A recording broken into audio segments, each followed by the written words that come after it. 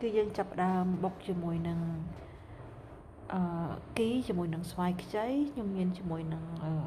ម្កាក់បងប្អូនម្កាក់បេះនៅក្រោយផ្ទះហ្នឹងមានប្រហែលជា4-5ផ្លែដែរយកមកដាក់ចាយកមកដាក់ឲ្យវាជូរអញ្ចឹងអត់មានស្លឹករមៀតទេបងប្អូនមានស្លឹករំដេងតែពេលស្លឹករមៀតរបស់ខ្ញុំក៏មានដែរនៅខាងតិចទៀតតែខ្ញុំអត់បានដើរទៅដោយសារមិនភ្លៀងខ្លាចមានសត្វអញ្ចឹងក៏កាត់ស្លឹករំដេងចា4ស្លឹកមកលាងឲ្យស្អាតមកយើងយកមកខ្ចប់ជាមួយគីរបស់យើង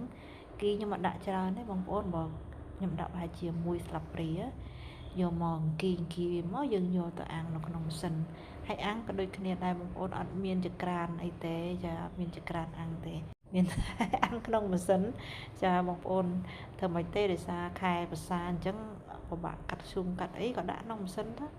អាំង20នាទីបងប្អូនព្រមតែឆ្អិនចាអញ្ចឹងពេលដែលយើងដាក់អាំងយើងចាប់ផ្ដើមមកធ្វើគ្រឿងរបស់យើងមានស្វាយខ្ចីចាមានម្ដេងមានម្ទេសមានមើមខ្ទឹមចាអីហ្នឹងយើងយកមកបុកបញ្ចូលគ្នាមកចាឥឡូវយើងចាប់ផ្ដើមបុកជាមួយនឹងមើមខ្ទឹមបងប្អូនដាក់តែ4កំពឹសទេដោយសារមើមខ្ទឹមបើយើងដាក់ច្រើនពេកក៏វាល្អិលណាបងប្អូនអញ្ចឹងដាក់តែប៉ុណ្្នឹងទេចាដាក់ម្ទេសដាក់អីមករំដេងមកចារំដេងអញ្ចឹងណាបងប្អូនខ្ញុំជិះតែផ្លេចរំដេងឲ្យខ្ជាយហ្នឹងហើយរំដេងផ្លេចដាក់អាំងរំដេងបងប្អូនដាក់តែអាំងជាមួយនឹងគីរបស់យើងផ្លេចអាំងរំដេងឆឹងដល់ពេលដល់បុកមិនដឹងឥឡូវយើងដាក់ប៊ីចេងបន្តិចមកចាដាក់ប៊ីចេងដាក់ស្ករ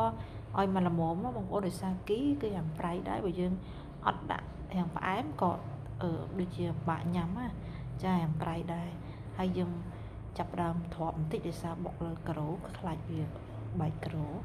ចាអញ្ចឹងដាក់ស្ករសចាដាក់ស្ករសហើយយើងចាប់ដើមបុកគីចូលបងប្អូនចាដាក់គីដែលយើងអាំងមិញហ្នឹងគឺយើងដាក់ចូលមកចាយើងដាក់ចូលមកយើងបុកវាល្មមសិនមក